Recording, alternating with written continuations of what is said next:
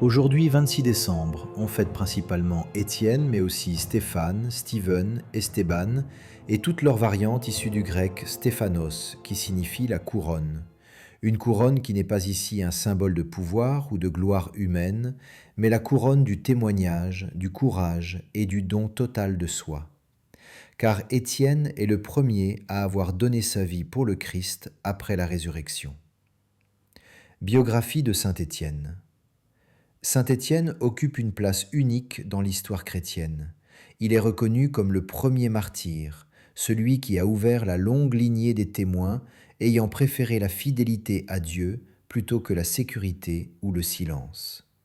Son histoire est racontée dans les Actes des Apôtres, au cœur des débuts encore fragiles de l'Église. Étienne n'est pas l'un des 12, mais un diacre, choisi avec 6 autres hommes pour servir la communauté chrétienne de Jérusalem.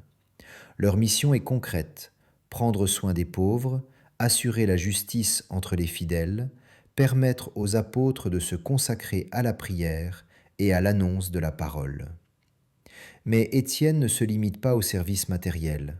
Le texte biblique insiste sur un point essentiel. Il est rempli de l'Esprit Saint, et sa parole est marquée par une sagesse qui dépasse celle des savants. Très vite, son enseignement suscite l'opposition. Étienne annonce que Jésus est le Messie, l'accomplissement des promesses faites à Israël. Face aux autorités religieuses, il prononce un discours long et audacieux, retraçant l'histoire du peuple de Dieu depuis Abraham jusqu'aux prophètes. Il montre comment, à chaque époque, les envoyés de Dieu ont été rejetés, persécutés, parfois mis à mort. Ce discours n'est pas une provocation gratuite, c'est un appel à la conversion, un miroir tendu aux consciences. Mais les cœurs se ferment. Accusé de blasphème, Étienne est entraîné hors de la ville. Là, sans procès équitable, il est lapidé. À cet instant, un détail bouleverse profondément le récit. Étienne ne crie pas vengeance, il ne maudit pas, il prie. Il lève les yeux vers le ciel et confie son esprit à Dieu, puis il prononce ces mots incroyables. « Seigneur, ne leur compte pas ce péché. » Ces paroles font écho à celles du Christ sur la croix.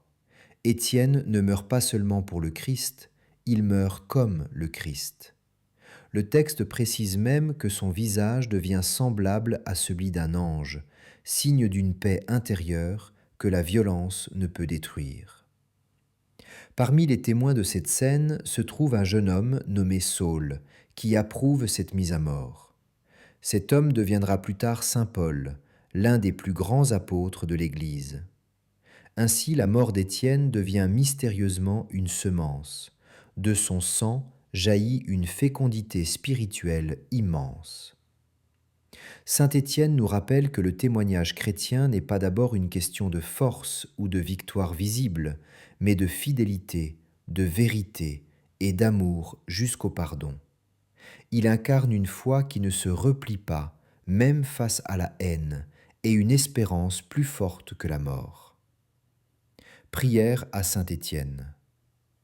Saint Étienne, toi qui as suivi le Christ jusqu'au don total de ta vie, apprends-nous à rester fidèles quand la vérité dérange, à garder la paix quand la violence nous entoure, et à pardonner quand l'injustice nous atteint.